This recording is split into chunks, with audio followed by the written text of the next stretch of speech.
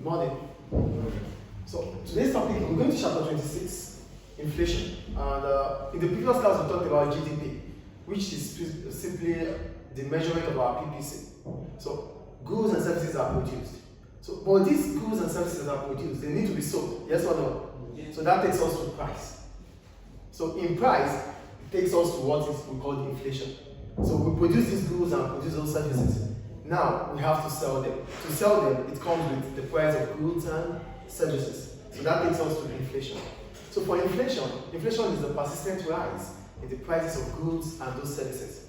You know, we said we have produced those goods and services. We produce. We're not just going to leave them there. We have to sell them. So there's going to be a situation that will bring about a high demand for goods and services. So if there's high demand for goods and services, producers are meant to respond to that high demand. And that might bring about inflation. So today we want to know more about what inflation is.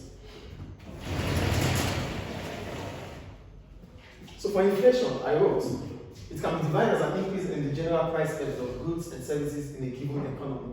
So we won't talk about inflation as a whole for a whole world. We have to talk about inflation for a given economy, like Libya, like Nigeria, Gabon, whatsoever. So inflation rate is different.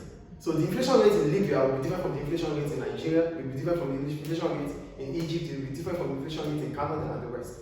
So now that's why I wrote in a given economy, which is what? The same as a country. An economy is the same as what? A country. So with inflation, where we have a persistent rise in terms of what we buy, what would have bring about that?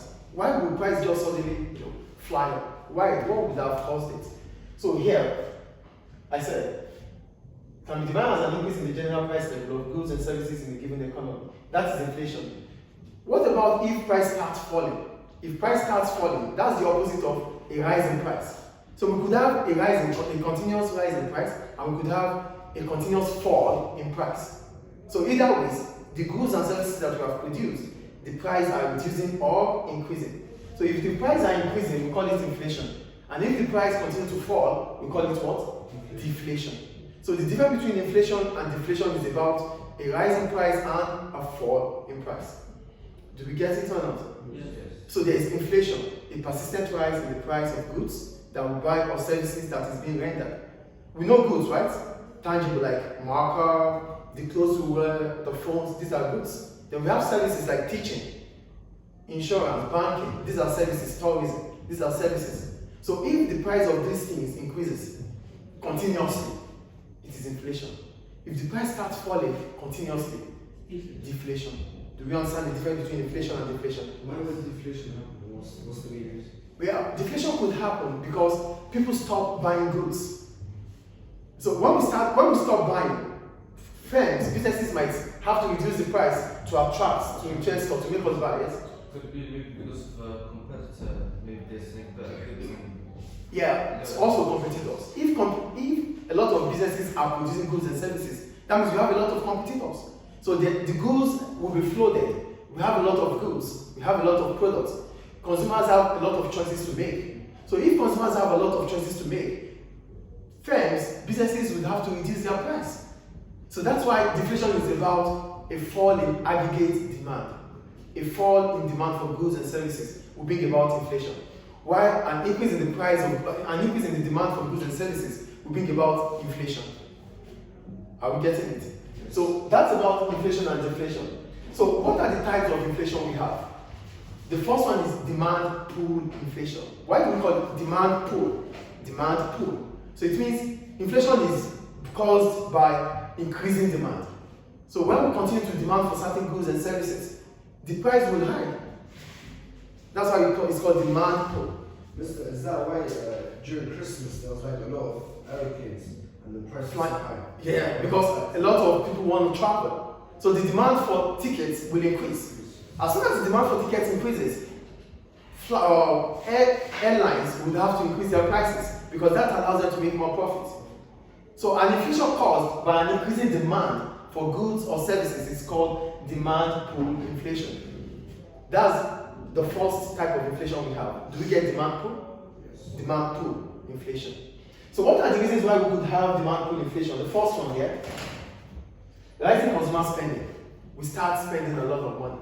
We spend because we want to buy. Yes or no? So the demand continues to increase. That will bring about demand pull inflation. That's the first reason.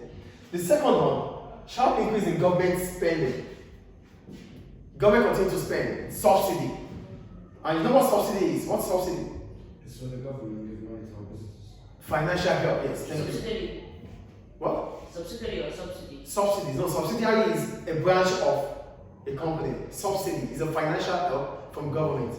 So when government gives help, when government help businesses, it means their cost of production to fall. So as soon as their cost of production falls, the prices will reduce. Yes or no? Yes. Consumers will be willing to buy more. Demand will increase. So government spending will bring about demand pull inflation. Do we get it or not? Because customers are conscious about price. We are conscious. When the price is less, we want to buy more. Everybody wants to buy. So that will bring about demand pull inflation too. Is it clear? Are you here? The third one, rising demand for resources by firms. Businesses also demand because they need raw materials to produce the finished goods. Do you get the point I'm making here? Businesses, they also buy from other businesses. We call it B2B, business to business. We talked about that in business. It's like the first lesson. Yeah. So business to business, they buy too. So if businesses continue to demand for certain goods or services, the price of those goods will increase. Just like the schools, they might demand for more chairs and tables. We don't have only one school in Tripoli, right? We have a lot of schools. So if all the schools in Tripoli demand for chairs and tables, what will happen? The demand for chairs and tables will increase. The businesses that sell chairs and tables will increase their prices too. And so the supplies as well.